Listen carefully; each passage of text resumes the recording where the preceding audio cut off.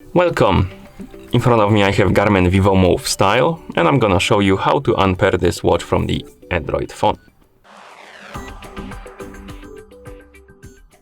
First, we need to open the Garmin Connect application on the phone that is paired with our watch.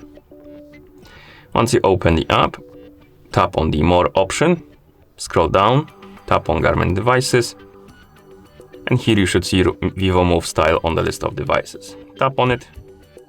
On this page, tap on the More options icon in the top right corner, tap on Remove device, and tap on Remove.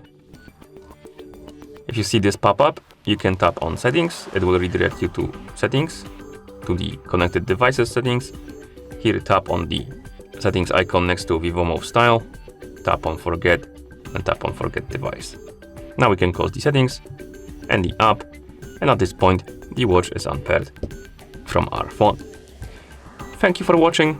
If you found this video helpful, please consider subscribing to our channel and leaving a like on the video.